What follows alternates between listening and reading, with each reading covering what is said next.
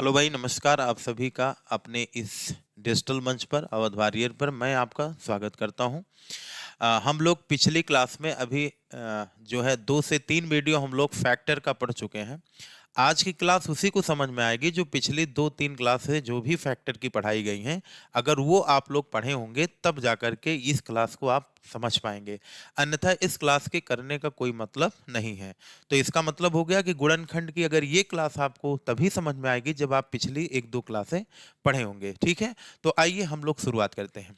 अगर आपको इसको समझना है तो पिछली क्लासें आप लोग जो है पढ़ के जरूर आइए। देखिए, यहाँ पे दूसरा नंबर क्वेश्चन पहले होना चाहिए था, लेकिन कोई बात नहीं। चलिए देखिए, एक अंक की कितनी संख्याएं हैं जिनके केवल 3 गुणनखंड हैं। तो देखिए, सबसे पहले ध्यान रखेंगे, अगर किसी भी संख्या के 3 गुणनखंड हैं, तो पिछली क्लासों में आप लोगों को बढ़ाया गया है कि 3 गुणनखंड कैसा हो गया। तो कहेंगे सर 3 गुणनखंड का मतलब हो गया, 3 फैक्टर का मतलब हो गया कि 3 फैक्टर अगर किसी भी संख्या के हैं, तो पहली चीज देखो ये कैसी संख्या है, एक विषम संख्या है 3।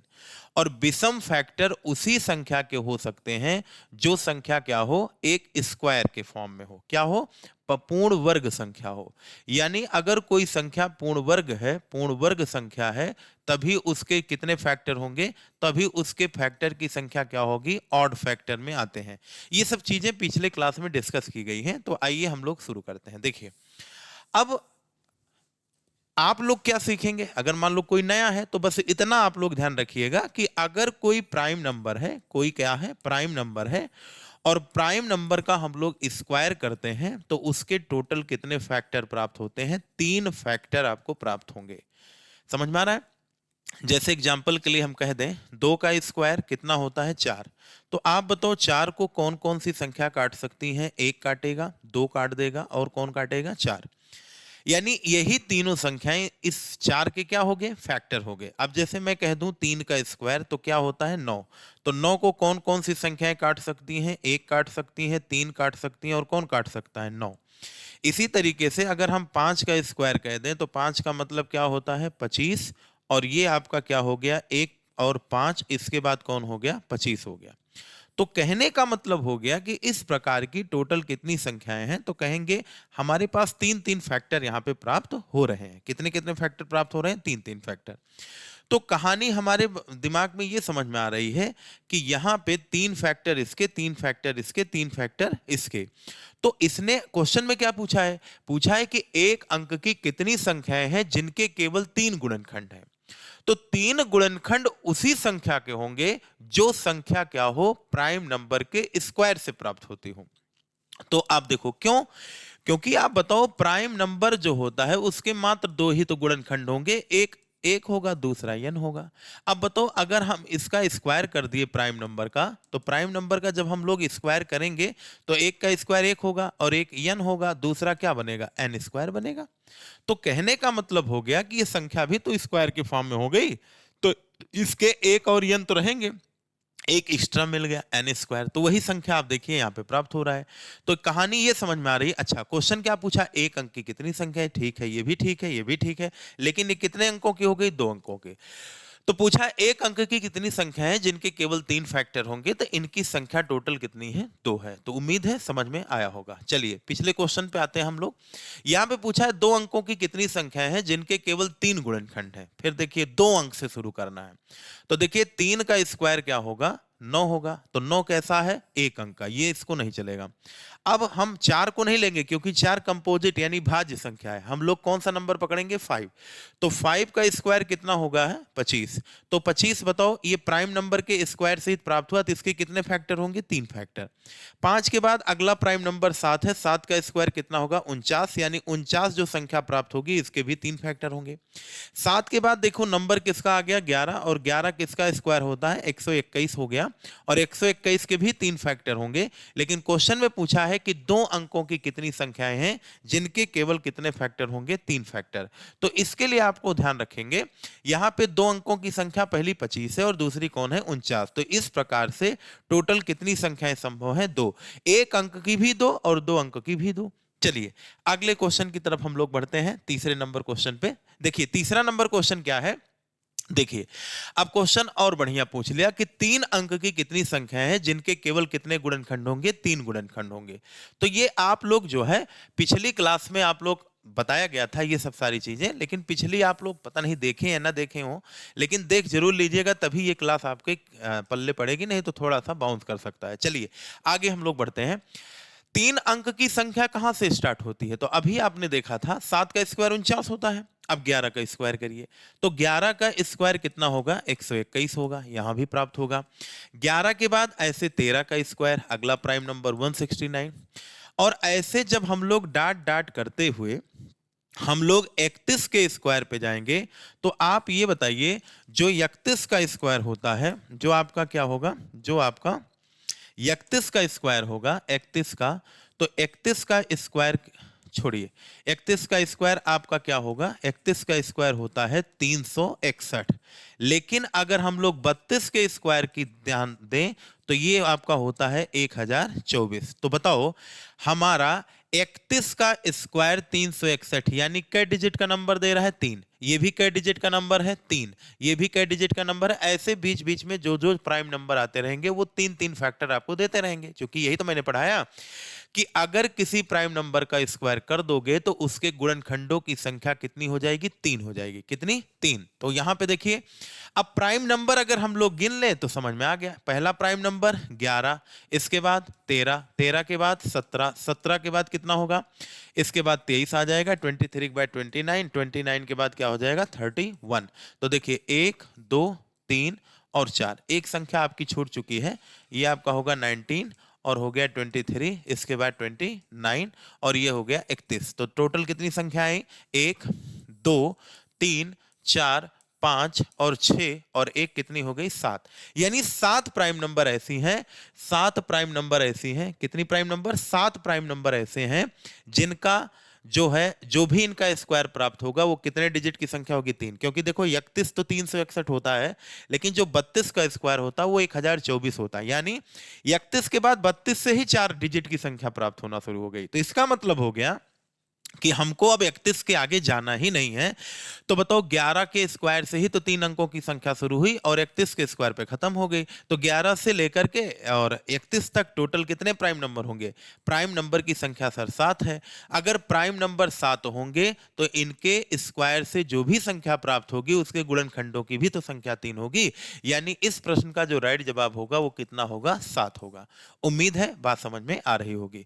देखो 3 गुणनखंड अगर कह दिया तो 3 गुणनखंड प्राइम नंबर के स्क्वायर का ही होता है। ठीक है, चलिए आगे बढ़ते हैं हम लोग। जैसे देखिए यहां पे कह रखा है कि पहली 100 प्राकृतिक संख्याओं में से कितनी संख्याओं के गुणनखंडों की संख्या एक सम संख्या होगी? चलो देखो इसको समझो आप लोग। देखो सम संख्या, देखो किसी भी संख्या के जो फैक्टर की संख्या होगी, जैसे देखो 4 है, तो आप बताओ 4 के गुणनखंड की संख्या कौन होगी? 1 होगी, 2 होगा और किससे कटेगा? 4। मैं कह दूं 4 के बाद, अभी मैं कह दूं कि ये बताओ सर 6, तो 6 को 1 काट सकता है, 2 काट सकता है, 3 काटेगा और 6।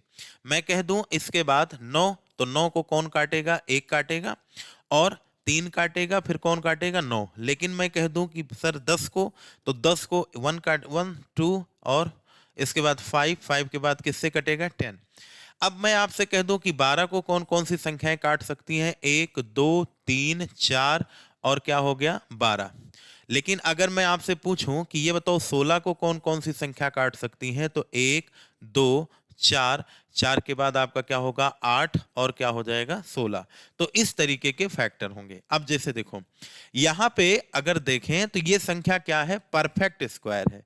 और यहां भी एक संख्या कैसी है? परफेक्ट स्क्वायर है। ये भी संख्या कैसी है? परफेक्ट स्क्वायर है। अब देखिए जो परफेक्ट स्क्वायर संख्या होती है उसके फैक्टर की संख्या क्या होती है? ऑड होती है। तो यहां भी इसके फैक्टर की संख्या क्या होगी? ऑड होगी। और यहां भी इसके फैक्टर की संख्या कितनी होगी? ऑड होगी। यानी यहां पे जो गुणनखंडों की संख्या होगी वो कितनी होगी? 5। और यहां पे गुणनखंडों की संख्या कितनी होगी? 3। और यहां पे गुणनखंडों की संख्या कितनी होगी? 3 होगी। उम्मीद है बात समझ में आ रही होगी। यानी एक बात हमको समझ में आ रही कि अगर कोई पूर्ण वर्ग संख्या है तो उसके गुणनखंडों की संख्या क्या आती है? कहेंगे विषम संख्या में आती है, वो कुछ भी हो, 7 हो, 11 हो, 13। लेकिन अगर कोई संख्या पूर्ण वर्ग संख्या नहीं है तो उसके गुणनखंडों की जो संख्या आती है सम आती है। इसका मतलब हो गया कि अगर हम लोग 1 से लेकर के 100 तक ये पता कर लें कि कितनी संख्याएं पूर्ण वर्ग हैं, तो आप बताओ पहली पूर्ण वर्ग संख्या 1 का स्क्वायर, दूसरा 2 का स्क्वायर, तीसरा 3 का स्क्वायर, 4 का स्क्वायर, ऐसे डाट डाट हम लोग कह सकते हैं 5 का स्क्वायर और 6 का स्क्वायर, 7 का स्क्वायर, 8 का स्क्वायर, 9 का स्क्वायर और 10 का स्क्वायर। तो 1 का स्क्वायर 1, 2 का स्क्वायर 4, 3 का स्क्वायर 9, 4 का स्क्वायर 16, 5 का 25, 6 का 36, 7 का 49 और 8 का कितना होगा 64, 81 और कितना हो गया 100। तो हम लोग कहां तक पहुंच चुके हैं, 100 तक हमको देखना है। तो आप बताओ 100 संख्याओं में कितनी संख्याएं पूर्ण वर्ग संख्या होंगी, परफेक्ट स्क्वायर होंगी। तो कहेंगे सर पूर्ण वर्ग जो संख्या होगी, जो पूर्ण वर्ग संख्या होगी क्या होगी, जो आपकी पूर्ण वर्ग संख्या होगी, पूर्ण वर्ग संख्या होगी, उसकी संख्या कितनी होगी, तो उसकी संख्या कितनी होगी 7। और अगर हम पूछे जो पूर्ण वर्ग संख्या नहीं है, तो ये बताओ जो संख्या पूर्ण वर्ग संख्या होंगी उनके गुणनखंडों की क्या आएगी, संख्या विषम आएगी। लेकिन अगर हम लोग 100 में से इनको सातों को घटा दें तो जो 93 नंबर आपको प्राप्त होंगे, इन्हीं संख्याओं के जो भी गुणनखंड प्राप्त होंगे वो कैसे प्राप्त होंगे, तो कहेंगे उनके गुणनखंडों की संख्या एक सम संख्या प्राप्त होगी।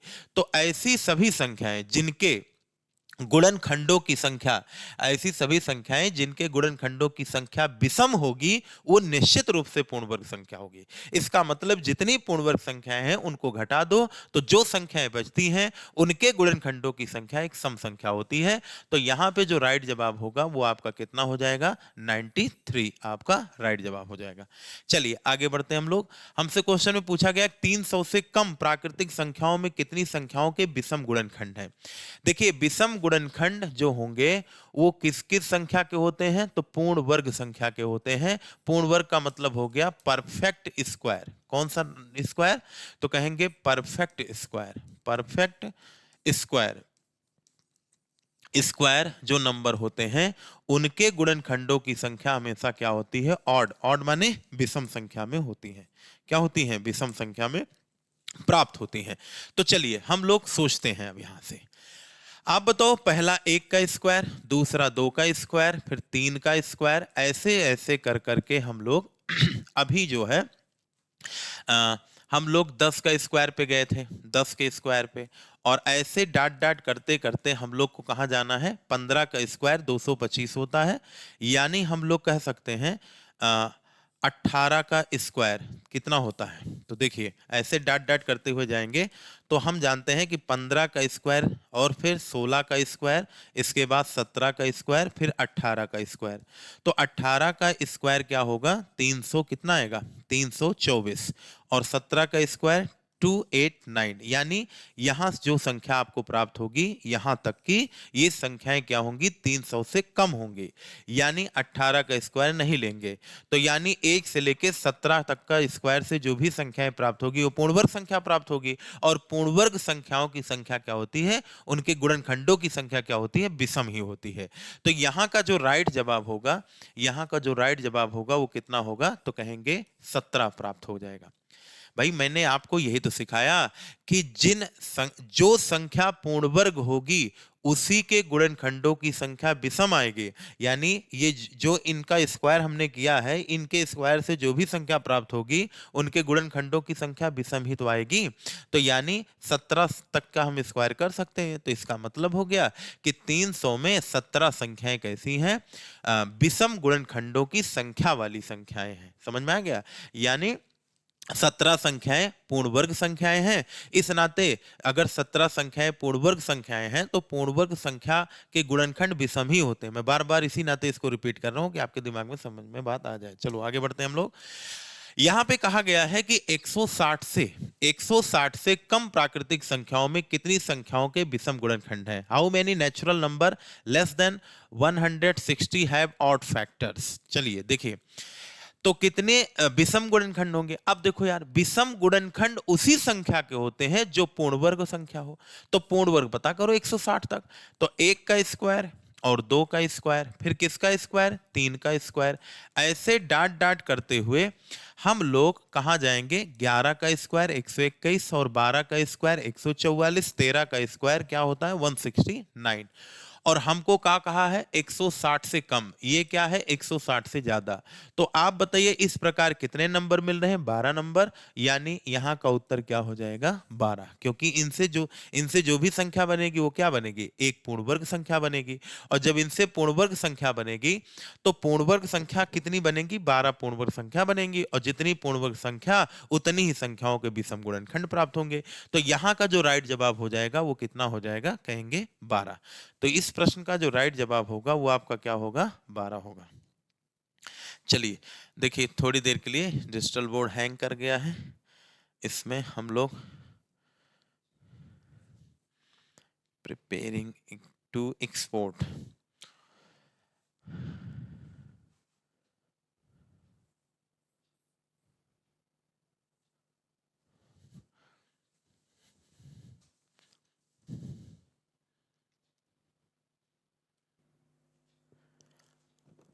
चलिए देखिए, थोड़ा सा टेक्निकल इसमें फॉल्ट आ गई थी, तो कोई दिक्कत नहीं, हैंग कर गया था हल्का सा। चलिए हम लोग जो है यहाँ तक पहुंच चुके थे। इसका उत्तर कितना आया था, 12। ये बात समझ में आई गई होगी। चलिए हम लोग इसकी तरफ अब हम लोग पढ़ते हैं। देखिए क्वेश्चन में कहा गया है कि 314 और प्लस 313 और -2 का सबसे बड़ा महत्तम फैक्टर कौन होगा। तो इनको जोड़ दीजिए, 314 हो गया और ये 300 कितना हो जाएगा 10, इनको जोड़ेंगे तो ये हो जाएगा कितना 624। कितना हो जाएगा 624। अब 624 को आप तोड़ दीजिए आराम से, क्या दिक्कत है, 4 से तोड़िए, 4 एकम 4 और 2 4 पंचे 20, 4 छंग 24, 4 चौक 16, 4 चौक 16, इसके बाद 4 11 और ये हो गया कितना 4 का क्यूब इंटू क्या हो गया 11 का पावर 1। तो देखिए यहाँ पे अगर हम लोग बात करें तो यहाँ पे 314 प्लस 313 है भाई, ये कितना है 314 और प्लस 313 से अगर 12 घटा देंगे तो ये 300 कितना आ जाएगा 1 और ये हो जाएगा 5 1 और ये कितना हो गया 615। अब देखिए 615 को अगर हम लोग तोड़ने की कोशिश करें तो ये टूटेगा 5 एक कम 5 और 5 दूनी 10, 5 तिहाई 15। इसके बाद फिर देखो इसको 3 से तोड़ सकते हैं, 3 चौक 12 और 3 एक कम 3। तो हम लोग कह सकते हैं कि एक बार देख लीजिए 301 और 14 315 और कितना हो गया 615। क्वेश्चन में कहीं प्रॉब्लम है, बाकी अगर क्वेश्चन ये होता तो इस क्वेश्चन के अकॉर्डिंग जो हमारे प्रश्न का राइट जवाब होगा वो महत्तम आपका कितना होगा, कहेंगे 41। 41 ऑप्शन में है नहीं तो इसी को हम लोग क्या बना लेते हैं 41। तो इस प्रश्न का राइट जवाब कितना होगा 41 होगा। बाकी ये प्रश्न जहां का है उस प्रश्न में 73 आंसर आएगा, लेकिन कोई दिक्कत नहीं है, क्वेश्चन चाहे जैसे होगा बाकी करने का तरीका प्रोसेस तो यही होगा। तो क्वेश्चन के अकॉर्डिंग आपका जो राइट जवाब होगा वो कितना होगा 41 होगा, 41 होगा। चलिए अगले प्रश्न के जवाब की तरफ हम लोग बढ़ते हैं। फिर वही सेम क्वेश्चन, इसमें पूछा है कि 360 के ऐसे गुणनखंडों की संख्या ज्ञात करो जो 20 के जो 20 के क्या हो, यहाँ पे थोड़ा सा, जो 20 के क्या हो गुणज हो, 20 के क्या हो गुणज हो, यानी 20 से भाग देने पर ये क्या हो कटता हो। तो इसको समझने से पहले आइए हम आपको एक स्लाइड लेकर के समझाते हैं। जैसे देखिए हम जैसे कहें कि 24 के कितने गुणनखंड होंगे, तो 24 को 1 काट सकता है, 2, इसके बाद 4, फिर 6, फिर 12, फिर कितना होगा 24। लेकिन अगर मैं पूछूं कि सर ये बताइए 24 के ऐसे गुणनखंडों की संख्या बताइए, अगर मैं पूछूं कि 24 के ऐसे गुणनखंड की संख्या बताइए, ऐसे गुणनखंड की संख्या, ऐसे फैक्टर की संख्या, ऐसे फैक्टर की संख्या, ऐसे फैक्टर की संख्या जो 3 से जो 3 से पूर्णतः विभाजित होते हो, जो 3 से पूर्णतः विभाजित होते हो, जो 3 से पूर्णतः विभाजित होते हो, जो 3 से पूर्णतः विभाजित होते हो, जो 3 से पूर्णतः क्या होते हो, विभाजित हो। तो आप ये बताइए 24 के ऐसे गुणनखंड जो 3 से पूर्णतः विभाजित होते हो, वो 6 होता है, 12 होता है और कितना होता है, 24। तो इसका राइट जवाब कितना हो जाएगा, 3 हो जाएगा। अब इसको अगर हम लोग कंसेप्चुअली सॉल्व करना चाहें तो हम लोग कैसे कर सकते हैं, तो देखो 24 को अगर हम लोग देखें तो 24 को लिख सकते हैं 8 तिरिक 24, 2 की पावर 3 इंटू 3 की पावर कितना हो गया, 1 हो गया। अब यहां पे आप लोग ध्यान दें कि यहां पे कहा गया 3 से पूर्णतः विभाजित होते हो, तो हम लोगों को ऐसे प्रश्न अगर कभी पूछे तो ऐसे प्रश्नों को सॉल्व करने के लिए सबसे पहला काम क्या करिए, 24 का पूछा है, पहला काम आप 24 को 3 से भागे कर दीजिए, तो 3 अट्ठे कितना हो गया, 24। ध्यान से देखिएगा, इसने पूछा कि 3 से पूर्णतः विभाजित होते हो, तो 3 से पहला काम क्या करिए, भाग कर दीजिए। या आप लोग ऐसे भी कर सकते हैं सर कि 24 का फैक्टर करिए तो 2 की पावर 3 और इंटू 3 की पावर 1। अब 3 से विभाजित होता हो तो इसके लिए आपको क्या करना चाहिए, 3 की पावर 1 कॉमन कर लीजिए, तो अंदर क्या बनेगा, 2 की पावर 3। अब इससे कोई मतलब रह नहीं गया, ब्रैकेट के अंदर जो भी वैल्यू हो उसके पावर में 1 जोड़ दो, तो 3 और प्लस 1 हो गया, उत्तर कितना आ गया, 4 आ गया। उम्मीद है बात समझ में आई होगी। अगर समझ में बात ये नहीं आ रही है तो देखो एक बार फिर से समझा देता हूं कि 24 के ये फैक्टर होंगे, 3 से विभाजित होने वाले 3 फैक्टर आपको प्रैक्टिकली देख ही लिए हैं, लेकिन इसके लिए ध्यान रखिएगा 3 से पूर्णतः विभाजित होने के लिए यहां पे 3 कॉमन मिलना चाहिए, और जिससे विभाजित करने के लिए कहे उसको कॉमन कर लो, और कॉमन करने के बाद ब्रैकेट के अंदर जो वैल्यू बचे उसकी पावर में 1 1 जोड़ दो, उसके बाद जो भी जवाब आएगा वही आपका राइट जवाब हो जाएगा। उम्मीद है बात समझ में आई होगी।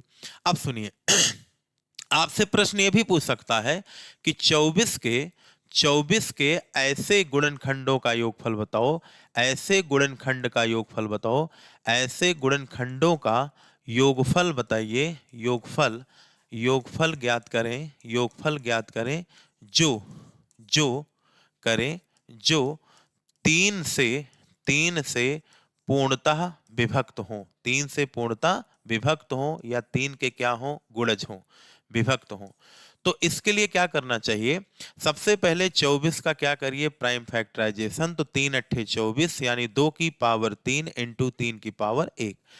अब यहां पे देखिए इसने कहा है 3 से पूर्णतः विभक्त हो, तो 3 की पावर इसका मतलब 1 से विभक्त हो। बात समझ में आ रही है। तो योगफल में हमने, आपको याद होगा पहली वीडियो या दूसरी वीडियो में हमने बताया है कि किसी भी संख्या का अगर फैक्टर के योगफल निकालना हो तो सबकी पावर कहां से स्टार्ट करो, 0 से। तो सर यहां क्या करना है, यहां भी 0 से ही स्टार्ट करना है।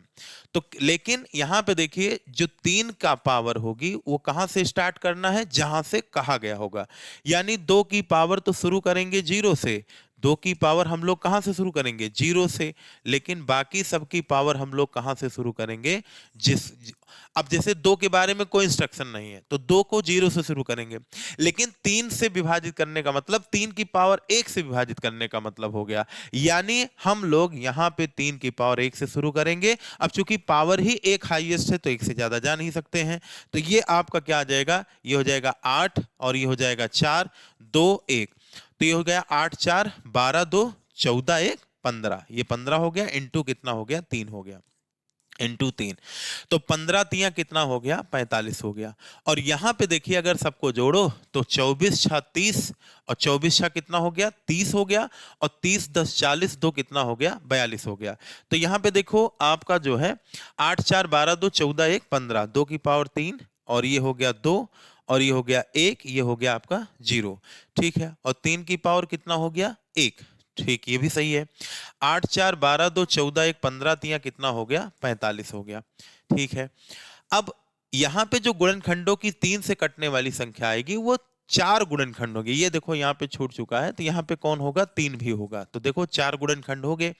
और 24 6 30 और 30 3 33, 2 कितना हो गया, 35 10 कितना हो गया, 45, और यहाँ पे देखिए योगफल 45 आ रहा है। सेम कंडीशन यहाँ पर भी करना है वही। यहाँ पे देखो पूछा है कि 360 के ऐसे गुणनखंडों की संख्या ज्ञात करो जो 9 के क्या है, गुणज है, यानी 9 से पूर्णतः क्या होते हो, विभाजित होते हो। देखो अगले स्लाइड पे योगफल भी पूछा है और पिछले स्लाइड पे क्या पूछा है, संख्या पूछा है। तो देखिए आइए हम दोनों को समझते हैं। सबसे पहले 360 का हम लोग क्या करेंगे, प्राइम फैक्टराइजेशन करेंगे। तो 4 9 36 और 2 पंचे कितना होता है 10, यानी 2 की पावर क्या लिख सकते हैं 3 इंटू हम लोग लिख सकते हैं 2 की पावर 3 और 3 की पावर 2 और इंटू 5 की पावर क्या लिख सकते हैं 1 लिख सकते हैं। अब सुनिए आगे। अब यहां पे पूछा है कि ऐसे गुणनखंडों की संख्या ज्ञात करो जो 9 के क्या हैं, गुणज हैं। तो 9 के गुणज होने का मतलब हो गया कि 9 का भी प्राइम फैक्टराइजेशन करिए, यानी 3 की पावर 2 से। तो 3 की पावर 2 से, तो यहां पे एक काम करिए, 3 की पावर 2 से यहां पे क्या करिए, कॉमन कर लीजिए। जिससे विभाजित करने के लिए कहे उसको बाहर कर लो, यानी 2 की पावर 3 इंटू 5 की पावर कितना बना 1 बना। और 3 की पावर 2 से जब कहा गया है तो 3 की पावर 2 को क्या कर लीजिए, कॉमन कर लीजिए।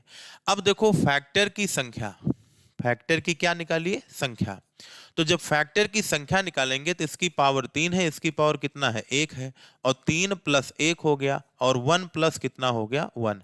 3 1 कितना हो गया 4, और 1 1 कितना हो गया 2। तो 4 दूनी कितना हो गया 8 हो गया। तो यहां पे राइट जवाब कितना होगा 8 होगा। यानी 360 के ऐसे गुणनखंडों की संख्या जो 9 से पूर्णतः विभाजित हैं, उनकी संख्या 8 आएगी।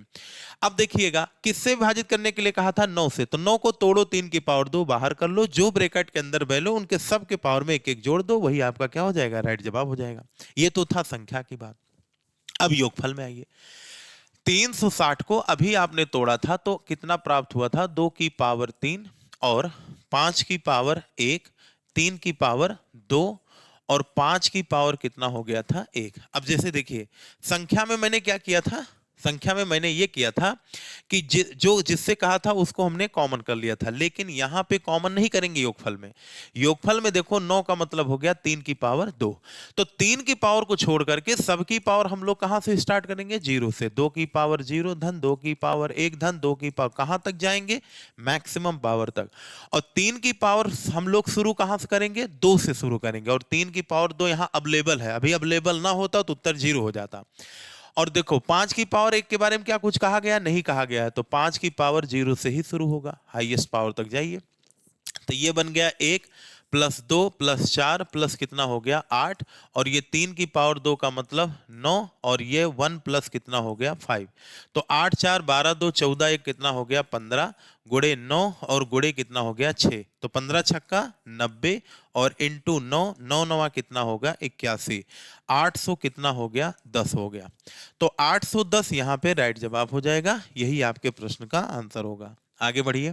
360 के ऐसे गुणनखंडों का योगफल ज्ञात करो जो 20 के गुणज हैं। पिछले वाले में क्या कहा गया था, 9 के गुणज हैं, और आगे क्या कहा गया है 20 के गुणज हैं। तो चलिए उनके गुणनखंडों की संख्या भी हम लोग निकालेंगे और योगफल भी सीखते हैं अगले क्वेश्चन में। देखिए अगर हम लोग अगले क्वेश्चन पे ध्यान दें तो 360 का तो प्राइम फैक्टराइजेशन हमको करना है, उसमें कोई शंका नहीं है। तो देखिए 360 को हम लोग क्या लिख सकते हैं, तो 360 को हम लोग जो लिख सकते हैं वो 360 को हम लोग क्या लिख सकते हैं, तो 360 को जो हम लोग लिखेंगे उसका प्राइम फैक्टराइजेशन करेंगे।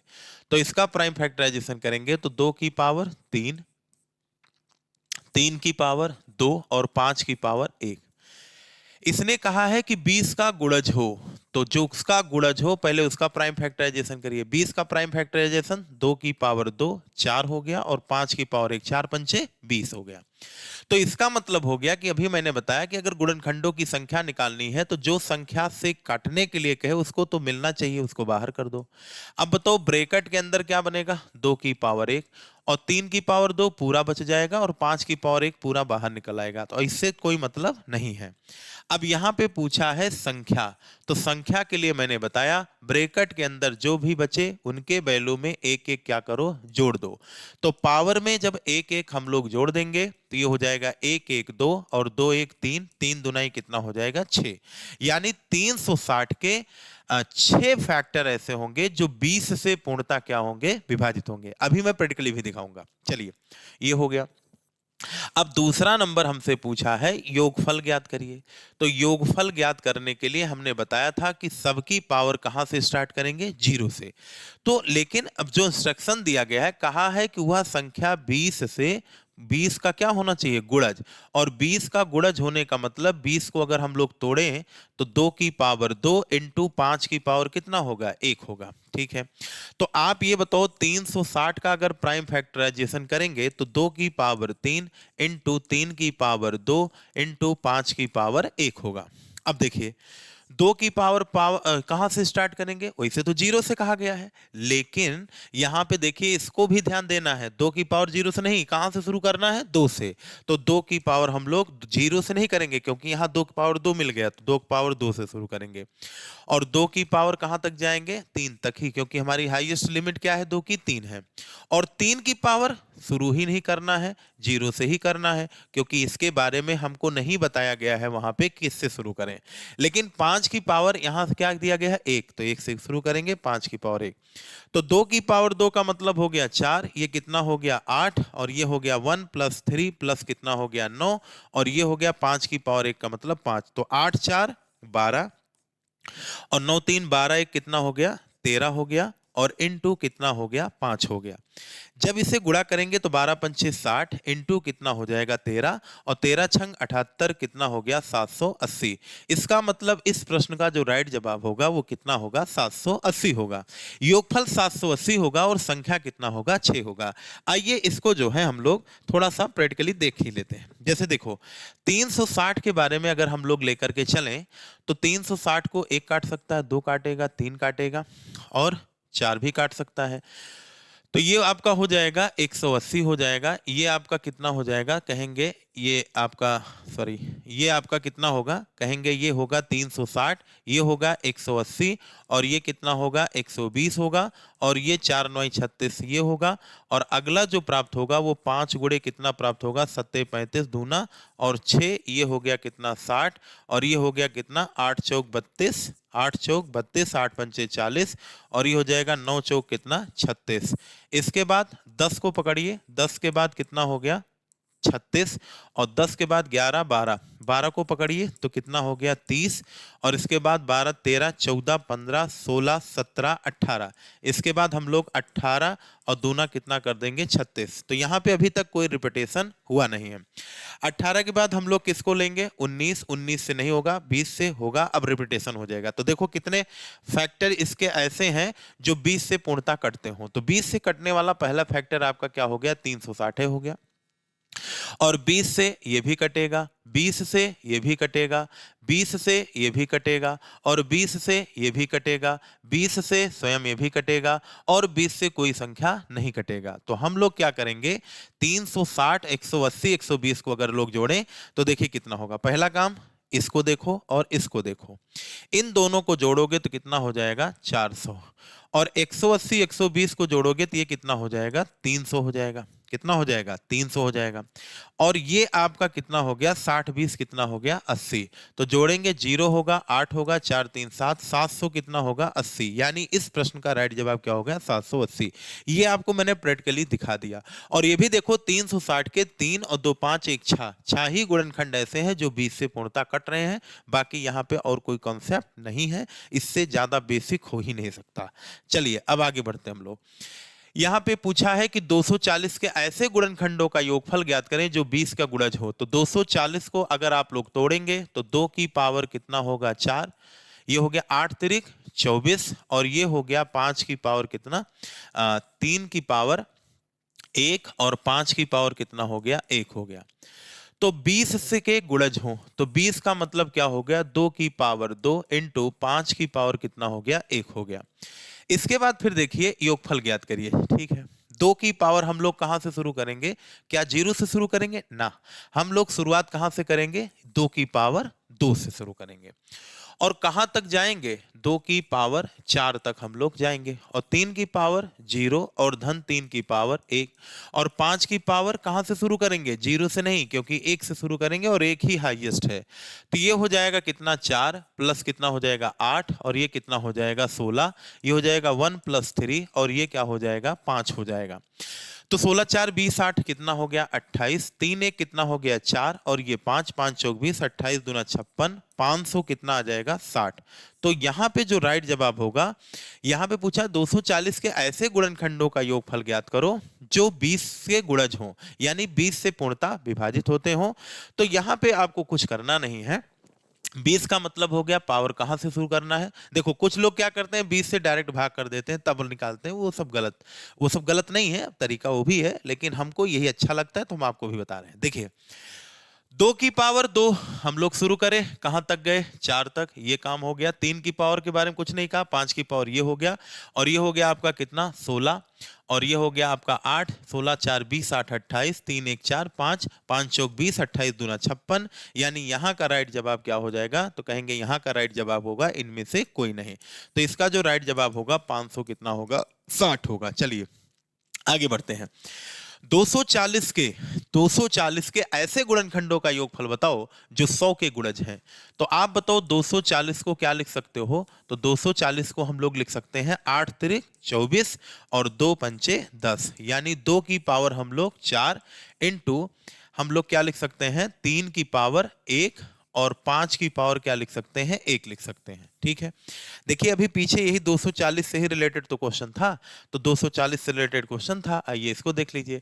और 100 का गुणज हो, 100 को क्या लिख सकते हो 2 की पावर 2, 5 की पावर 2, क्या 2 की पावर 2 है, बिल्कुल, लेकिन 5 की पावर 2 की यहां कमी है। 100 से तभी कटेगा जब 5 की पावर कितना मिले 2 मिले, और 2 की पावर कितना मिले 2, तो 2 तो यहां पे मौजूद है लेकिन 5 की पावर 2 यहां पे मौजूद नहीं है। इसका मतलब हो गया कि यहां पे ऐसा कोई गुणनखंड नहीं होगा जो 100 से कटता हो। इसके लिए ये 2 की पावर 2, 5 की पावर 2 यहां कॉमन मिलना चाहिए था, यहां कॉमन नहीं है। ठीक है, आगे बढ़िए। 24 50 के ऐसे गुणनखंडों का योगफल बताओ जो 35 से पूर्णतः विभाजित है। ठीक है, आइए इसको समझते हैं। यहां पे योगफल पूछा है, तो सबसे पहला काम 24 और 50 का क्या करो प्राइम फैक्टराइजेशन करो। 2 से काटिए, 1 2 दूना 4, 2 दूना 4, 2 पंचे 10, फिर 5 से काटो, 5 दूनी 10, 5 चौक 20, 50 25, फिर 5 चौक 20, 5 9 45, मिल गया। यानी 24 50 को हम लोग क्या लिख सकते हैं प्राइम फैक्टराइजेशन करके, तो कहेंगे अगर हम लोग 24 50 की बात करें तो इसे लिख सकते हैं 2 की पावर 1 इंटू 5 की पावर 2 और इंटू 7 की पावर कितना 2। अब चूंकि ये कहा है 35 से विभाजित होना चाहिए, 35 का मतलब 7 बचे 35, तो हम लोग क्या करेंगे यहाँ पे हम लोग 5 की पावर 1 और इंटू 7 की पावर 1, चूंकि संख्या पूछा होता तो कॉमन करते, मान लो संख्या पूछ लिया होता तो क्या करते, संख्या पूछता तो 5 की पावर 1 और 7 की पावर 1 हम लोग कॉमन कर लेते, तो 2 की पावर 1 इंटू 5 की पावर 2, 5 की पावर कितनी बचती 1 बचती, और 7 की पावर कितना बचता 1, और इसको हम लोग छोड़ देते, संख्या के लिए मैं बता रहा हूं। तो और बाकी ब्रैकेट के अंदर जो बचता उसकी पावर में 1 1 जोड़ देते, इन सब की पावर में 1 1 जोड़ेंगे तो 2 इंटू 2 इंटू 2 बराबर कितना हो जाएगा 8। उम्मीद है बात क्लियर हुई होगी। अब देखो आगे की कहानी हम लोग शुरू करते हैं योगफल पे। देखिए योगफल के लिए मैंने बताया सबकी पावर 0 से शुरू करेंगे, लेकिन उनकी पावर हम वहां से शुरू करेंगे जहां से कहा गया होगा। तो 2 की पावर कहां से शुरू करेंगे 0 से, 2 की पावर 0 धन 2 की पावर 1, और 5 की पावर हम लोग 1 से शुरू करेंगे, तो 5 की पावर 1 धन 5 की पावर 2, और 7 की पावर कहां से शुरू करेंगे 1 से, तो 7 की पावर 1 धन 7 की पावर 2, 2 की पावर 0 का मतलब हो गया 1 प्लस कितना हो गया 2, और ये हो गया 5 और प्लस कितना हो गया 25, और ये कितना हो जाएगा 7 प्लस कितना हो गया 49, तो ये हो जाएगा 2 1 कितना 3, 25 5 कितना होगा 30, और 49 9 7 16, यानी ये हो जाएगा आपका कितना 56। तो ये हो जाएगा आपका 3 त्रिक का 9, 6 54, और 9 पचे 45, 5 कितना हो गया 50, तो ये हो गया कितना 0, 50 40 इसका क्या होगा राइट जवाब हो जाएगा। यानी योगफल आपका कितना हो जाएगा 50 40, ये आपके प्रश्न का राइट जवाब होगा। उम्मीद है समझ में आया होगा। चलिए अगले क्वेश्चन की तरफ हम लोग बढ़ें, तो बहुत ही शानदार और आसान क्वेश्चन है, इसको भी आइए समझते हैं। देखिए सबसे पहले कहा गया है कि 2250 इज इक्वल्स टू 2 की पावर a है भैया, इंटू 3 की पावर b है इंटू 5 की पावर कितना है c है। तो जहां ए बी सी प्राकृतिक संख्या है तो हमसे पूछा गया है a plus B minus 2c की वैल्यू, तो कोई दिक्कत नहीं है। 2250 का करिए प्राइम फैक्टराइजेशन। तो प्राइम फैक्टराइजेशन करेंगे तो यहाँ 11, 2 दूना 4, 2 पंचे 10। फिर आप इसको 3 से काट सकते हैं। 3 से काटेंगे तो 3 त्रिक्का 9 और 3 सत्ते 21, 3 पचे 15। फिर 3 से 3 एक कम, 3 दूनी 6, 3 पचे 15। और 5 से काटेंगे तो ये 25 आ जाएगा। फिर 5 से काटेंगे 5 आ जाएगा। यानी अगर हम लोग देखें तो 2250 को हम लोग क्या लिख सकते हैं, तो 2 की पावर 1 इंटू 3 की पावर 2 इंटू 5 की पावर कितना होगा, 3 होगा। और ये बराबर आपको दिया गया है 2 की पावर a इंटू 3 की पावर b इंटू 5 की पावर c। तो आप ये बताइए यहाँ पे जरा ध्यान दे करके a की वैल्यू कितनी आएगी, 1 आएगी। देखो a की वैल्यू कितनी आ गई, 1, और b की वैल्यू कितनी आ जाएगी, 2, और c की वैल्यू कितनी आ जाएगी, 3। तो यहाँ वैल्यू पूछा है a प्लस बी, तो a की वैल्यू 1 और b की वैल्यू कितना है 2 माइनस 2c, c की वैल्यू कितनी हो गई 3। तो 2 1 कितना हो गया 3 और 2 तिहाई कितना हो गया 6। 3 से 6 घटाएंगे उत्तर कितना आएगा -3। तो यहाँ पे जो राइट जवाब होगा वो आपका क्या हो जाएगा, नन ऑफ दीज। तो इसका जो राइट जवाब होगा वो कितना होगा, -3 होगा। चलिए अगले जवाब की तरफ हम लोग बढ़ते हैं। अगला क्वेश्चन देखिए यहाँ पे यहाँ पे देखो 33,750 है। अब देखो 33,750 को अगर हम लोग तोड़े तो क्या हो रहा है भाई, ये हो गया, ये हो गया, ठीक। अब देखिए यहाँ पे हम लोग क्या करेंगे, इसको जो है 2 से डिवाइड करेंगे। तो 2 से जब डिवाइड करेंगे तो 2 1 के 2, 2 छंग 12 और 2 अट्ठे 16 और ये हो जाएगा 2 सत्ते 14, 2 पंचे 10। फिर 2 से काटेंगे, अट्ठे 16, चौको 8 और 2 तिहाई 6 और ये जो है 33,750 है, ठीक है। अब इसको हम लोग 5 से डिवाइड करेंगे। 5 से जब काटेंगे तो 5 तिहाई 15, 5 तिहाई 15, 3 5 सत्ते 35 और 55 25। फिर 5 से भाग करेंगे, 5 छक्के 30 और ये 5 सत्ते 35, 55 25। फिर 5 से काटेंगे, 5 एक कम 5 और 5 तिहाई 15, 55 25। 5 दूनी 10, 5 सत्ते 35। फिर हम लोग यहाँ पे देखिए हाँ ठीक है, ये हो गया। और 3 की पावर कितना बना, 3। तो एक कहानी हमको समझ में आ गई इससे कि सर ये जो है आपका जो 33,750 है, ये 33,750 हमको दिया गया है जो है a की पावर 1 इंटू बी की पावर 4 इंटू सी की पावर कितना 3।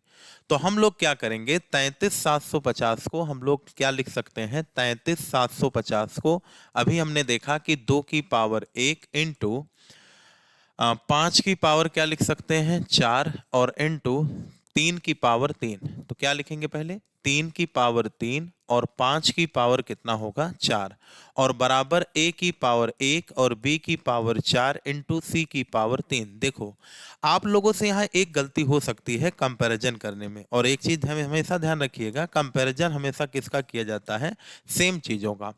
तो आप बताओ यहाँ पावर 1 है तो इधर पावर किसके ऊपर 1 है, 2 के ऊपर। तो यानी a की वैल्यू कितना पता चल गया सर कि 2 होगा, और यहाँ b के ऊपर कितना है 4 है और यहाँ कितना है 5 के ऊपर 4 है। तो b की वैल्यू कितनी हो गई 5, यानी b बराबर कितना हो गया 5।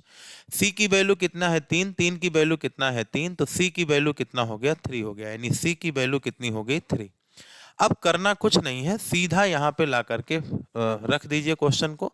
यहाँ पे हो जाएगा आपका 2 और प्लस कितना होगा 5 माइनस सी यानी 3, 5 2 7 से 3 गया कितना हो गया 4।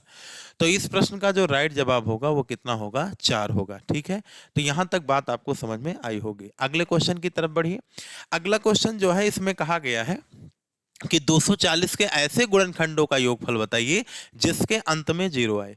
अच्छा ये बताइए कोई सा भी गुणनखंड होगा, कोई सा भी गुणनखंड होगा उसके अंत में अगर 0 आ रहा है, जैसे मान लो यहाँ पे हमने कह दिया 10, हमने कह दिया 20, हमने कह दिया 230। तो ये बताओ इन सभी संख्याओं के अंतिम में अगर 0 आएगा तभी तो संख्या 10 से डिवाइड होगी। यानी इस क्वेश्चन को मैं ऐसे भी पूछ सकता था कि 240 के ऐसे गुणनखंडों का योगफल बताइए जो 10 से पूर्णतः क्या होते हो विभाजित। तो 10 से विभाजित होने वाले के लास्ट में आता है, यानी 2 की पावर 1 इंटू 5 की पावर कितना होगा, 1 होगा। अब अगर हम लोग 240 की बात करें तो 240 को लिख सकते हैं 8 त्रिक 24, यानी 2 की पावर 4 इंटू 3 की पावर 1 इंटू 5 की पावर कितना होगा, 1 होगा। अब देखिए जिसके अंत में 0 आता हो और 10 का मतलब हो गया 2 की पावर 1 इंटू 5 की पावर 1 से क्या होता हो, डिवाइड होता हो। तो देखिए अब यहां पे देखिए योगफल के लिए आप सभी लोग ध्यान रखें कि जो योगफल होता है योगफल के लिए क्या होता है, पावर को हम लोग 0 से शुरू करते हैं, लेकिन यहाँ 2 की पावर कहाँ से शुरू करेंगे, 1 से। तो 2 की पावर 1 और 2 की पावर 2 और 2 की पावर कितना हो गया, 3 और धन 2 की पावर 4। और बाकी 3 की पावर हम लोग कहाँ से शुरू करेंगे, 3 की पावर 0 धन 3 की पावर 1 और 5 की पावर कहाँ से शुरू करेंगे, 1 से शुरू करेंगे और 1 पे कहानी क्या करेंगे, खत्म करेंगे। तो यहाँ पे कितना आएगा, 2 और प्लस कितना होगा 4, ये प्लस 8 और ये प्लस कितना होगा 16, ये हो जाएगा 1 + 3 और इंटू कितना हो जाएगा 5।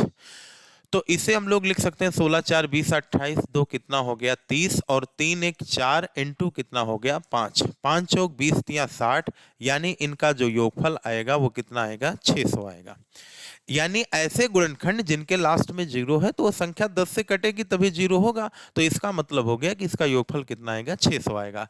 अगले क्वेश्चन की तरफ हम लोग बढ़ रहे हैं। अब हमारा नया टॉपिक स्टार्ट हो गया, गुणनखंडों का क्या, गुणनफल। तो देखिए जैसे मान लो यहां पे हमसे कोई पूछे कि 24 के कितने गुणनखंड होंगे, तो 24 के 1 2 3 4 और 6, इसके बाद 12, फिर कौन होगा 24। अब मैं पूछूं कि 24 के सभी गुणनखंडों का प्रोडक्ट बताइए, गुणनखंडों का क्या बताइए, योगफल बताइए, सॉरी गुणनफल बताइए। तो जब गुणनफल आपसे पूछता है तो आपको क्या करना चाहिए, देखिए इसके लिए बताइए 24 एक कम 24, 12 दूना 24, 6 चौक कितना होगा 24 और एक गुणनखंड और होगा बीच में जो क्या होगा 8 होगा।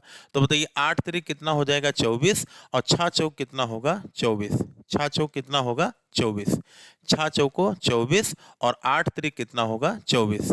यानी यहाँ पे अगर देखा जाए तो जो 24 है वो कई बार आएगा, 1 बार 2 बार, 4 छंग 24, 2 बार 3 बार 4 बार, यानी 24 की पावर कितनी हो गई 4। यही इसका क्या हो गया, आंसर हो गया। लेकिन यहां तक पहुंचेंगे कैसे, तो इसके लिए आपको क्या करना पड़ेगा, सबसे पहला काम 24 का क्या करेंगे, 24 का क्या करेंगे, कुछ नहीं, पहले इसको समझो।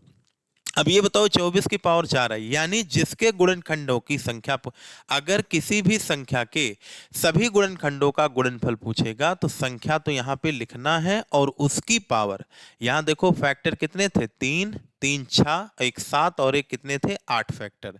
तो यहाँ देखो 8 बटे कितना हो गया 2, यानी n की पावर, यानी यहाँ पे हम लोग कहेंगे उस संख्या का फैक्टर क्या होना चाहिए, फैक्टर और बटे क्या होना चाहिए 2। किसी भी संख्या के गुणनखंडों का अगर गुणनफल ज्ञात करना है तो आपको उस संख्या का पावर क्या लिखना है, f/2, यानी गुणनखंडों की संख्या का क्या करना है, आधा। जैसे देखिए 1728 है, तो 1728 को अगर आप लोग काटेंगे 4 से तो 4 चौक कितना होगा 16, 4 3 12, 4 दूनाई 8, फिर 4 से काटिए तो 4 एक कम 4 8 32, फिर आप लोग 4 से काटिए तो 4 दूनी कितना हो जाएगा 8 और 4 सत्ते 28, यानी 2 पावर 2 2 4 2 6, तो 2 की पावर कितना हो गया 6 और 27 यानी 3 की पावर कितना हो गया 3, तो 2 2 4 2 6। ये कहानी यहां तक समझ में आ गई। अब देखिए यहां पे पूछा है कि 1728 के गुणनखंडों का गुणनफल बताइए। तो देखिए 1728 के गुणनखंडों का फैक्टर का अगर आपसे प्रोडक्ट पूछा है तो प्रोडक्ट का फार्मूला मैंने क्या बताया, तुरंत संख्या लिखिए और उसके गुणनखंडों की संख्या का आधा लिखिए। तो आप ये बताइए 2 की पावर 6 है तो 6 में 1 जोड़ेंगे कितना हो जाएगा? इसके फैक्टर की संख्या अगर निकालना है तो सबकी पावर में 1 1 जोड़ेंगे, पिछली क्लास में बताया गया है पहली क्लास में। और 3 धन 1 हो गया, और ये हो गया कितना 7 और 3 1 4, 7 चौक कितना हो गया 28, यानी ये बन गया 1728 की पावर 28/2, यानी ये कितना हो जाएगा 14। तो 1728 की पावर 14, यही आपके प्रश्न का क्या हो जाएगा राइट जवाब हो जाएगा। तो यहाँ पे डी फॉर डॉग ऑप्शन आपका क्या हो जाएगा क्लियर हो जाएगा। तो ये बात आपकी समझ में आ गई होगी कि अगर सभी गुणनखंडों का गुणनफल पूछे तो कुछ नहीं होता है, संख्या लिखो, संख्या के कुल गुणनखंडों की संख्या का आधा कर दीजिए, वही उसका प्रोडक्ट ऑफ फैक्टर यानी गुणनखंडों का गुणनफल होता है। चलिए अगले क्वेश्चन की तरफ चलिए। यहाँ पे पूछा गया है कि 600 के गुणनखंडों का गुणनफल का मान बताइए। तो कुछ नहीं करना है, अगर 600 का पूछा है, 600 का product product product of all the factors, अगर इनकी संख्या पूछा है तो मैंने क्या बताया, कुछ नहीं करना है, 600 के जितने गुणनखंड मिले उसका आधा कर दो। तो 600 का पहले करो क्या प्राइम फैक्टराइजेशन, तो 2 की पावर 3 और 3 की पावर 1 और 5 की पावर कितना होगा 2। तो इसके जो फैक्टर की संख्या होगी सबके पावर में एक एक क्या करिए जोड़ दीजिए। तो 3 में 1 जोड़ेंगे 4, 1 में 1 जोड़ेंगे 2 और 2 में 1 जोड़ेंगे 3। तो 4 दूनी 8 त्रिक कितना हो गया 24। इसको आगे बढ़ाइए, 600 की पावर कितना हो जाएगा 24 का आधा, तो 600 की पावर कितना हो जाएगा 12। तो यहाँ पे जो राइट जवाब होगा वो 600 की पावर कितना होगा 12 होगा, यही आपका राइट जवाब होगा। कुल गुणनखंडों की संख्या कैसे निकाली जाती है, ये चीज कैसे आ रहा है, इसकी चर्चा हम लोग पिछले वीडियो में कई बार कर चुके हैं, तो इसके लिए आपको पिछला देखना पड़ेगा। चलिए आगे बढ़ते हैं हम लोग। 500 के कुल गुणनखंडों का गुणनफल बताइए। 500 के कुछ नहीं क्या करना है, 500 लिखना है और इसके गुणनखंडों का यफ बाई क्या हो जाएगा 2। तो 500 को जब तोड़ेंगे तो 500 को तोड़ेंगे तो क्या लिखेंगे 2 की पावर 2 इंटू 5 की पावर कितना 3। 5 की पावर कितना लिखेंगे 3 नहीं 2 की पावर 2 और 5 की पावर 3, ठीक है 125 चौको, ठीक है। अब इसके फैक्टर की संख्या निकालना है, तो मैंने क्या बताया पावर में एक एक जोड़ दो, तो 2 में 1 जोड़ोगे 3, 3 में 1 जोड़ोगे 4, 4 3 कितना हो गया 12। तो यानी 500 की पावर फैक्टर की संख्या कितनी आ गई 500 का 12, 12 का आधा कितना होगा 6, 500 की पावर 6 राइट जवाब हो जाएगा। आइए हम लोग अगले क्वेश्चन की तरफ बढ़ते हैं जो आज का अंतिम क्वेश्चन है। लेकिन अगर मान लो यहीं पे अगर मैं आपसे पूछ लूं इसी 500 की जगह पे अगर मैं पूछ लूं यहाँ पे 100 और 100 के कुल गुणनखंडों का गुणनफल बताइए, तो क्या करना है आप लोगों को। तो 100 की पावर क्या हो जाएगा f बाई तुरंत फटाक से 2। गुणनखंड का गुणनफल पूछे तो संख्या की पावर f बाई 2, यह क्या है गुणनखंडों की संख्या। तो 100 को क्या लिख सकते हो 2 की पावर 2 और इंटू 5 की पावर 2। अगर इसके फैक्टर की संख्या निकालनी है तो सभी संख्याओं में एक एक क्या करो जोड़ दो, 2 और ये हो गया 2, ये कितना हो गया 3 त्रिक का 9। यहाँ देखो मामला थोड़ा सा अटक जाएगा, 100 की पावर कितना हो गया 9/2। अब 9/2 कुछ नहीं होगा, तो लेकिन एक चीज ध्यान रखिएगा ऐसी प्रॉब्लम सिर्फ परफेक्ट स्क्वायर संख्याओं में आती है, क्योंकि परफेक्ट स्क्वायर संख्या होगी तो उसके फैक्टर की संख्या क्या आएगी विषम। अभी आपने सीखा है भाई 100 कैसी संख्या है पूर्णवर्ग संख्या, और पूर्णवर्ग संख्याओं के जो गुणनखंड की संख्या आती है विषम संख्या आती है। क्या विषम 2 से कटेगा नहीं कटेगा। तो पूर्णवर्ग संख्या जब आती है तो बढ़िया एक मामला ये भी हो जाता है कि जो 100 है इसको लिख सकते हो 10 की पावर 2 और पूरे की पावर 9/2, 2 से 2 कैंसिल, तो 10 की पावर कितना बन जाएगा 9। ये राइट जवाब आ जाएगा। जब जब पूर्णवर्ग संख्या आएगी तो ऐसी प्रॉब्लम आएगी। अब जैसे मान लो जैसे हमने कह दिया 25, बताओ तो 25 के गुणनखंडों का, तो तुरंत 25 के गुणनखंडों की संख्या 25 की पावर f/2 और 25 को क्या लिख सकते हो 5 की पावर 2 लिख सकते हो। और इसके गुणनखंडों की संख्या 2 में 1 जोड़ो, पावर में 1 जोड़ो, तो 2 में 1 जोड़ोगे तो इसके गुणनखंडों की संख्या कितनी आएगी 3। तो 25 की पावर 3 बाई कितना हो जाएगा 2, और 25 को क्या लिख सकते हो 5 की पावर 2 की पावर 3/2, ये कैंसिल हो गया, 5 की पावर 3 कितना हो गया 125। यानी 25 के सभी गुणनखंडों का जो गुणनफल आएगा 125। तो इस चीज को ध्यान रखिएगा, यहाँ पे जब परफेक्ट स्क्वायर संख्या आती है तो इसी प्रॉब्लम से आप निपट सकते हैं, वहां के लिए भी हमने बता दिया है, जो कि स्लाइड में क्वेश्चन नहीं था। ठीक है, आगे बढ़िए, लास्ट क्वेश्चन है शायद आज के इस टॉपिक का। चलिए अंतिम क्वेश्चन की तरफ हम लोग बढ़ते हैं।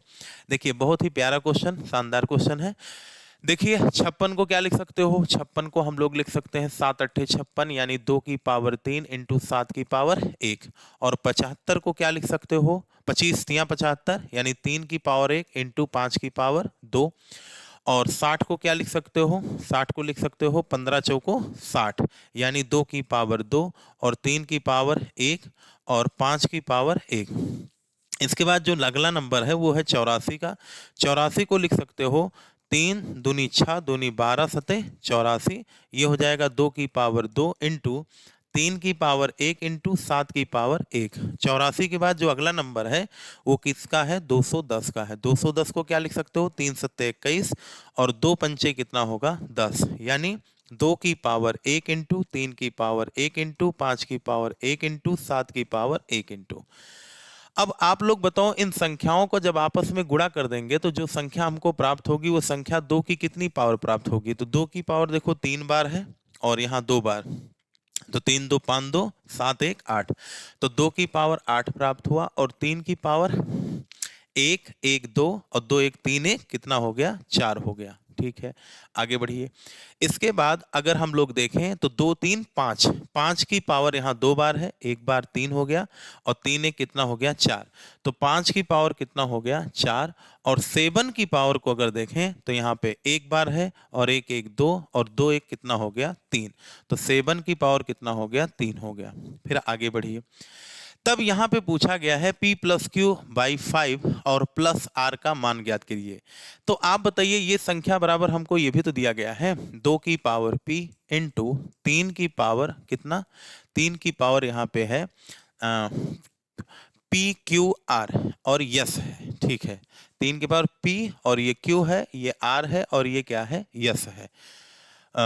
यहाँ पे 2 की पावर p और 3 की पावर कितना है 2, 3 की पावर 2। क्वेश्चन में कहीं पर हल्का सा मिस्टेक है, तो कुछ नहीं करना है, आप लोग देखिए 2 की पावर ये हो गया आपका कितना, ये हो गया q हो गया और ये हो गया आपका r हो गया और ये आपका क्या हो गया 7 की पावर यस। इसको हम लोग करेक्ट कर लीजिए।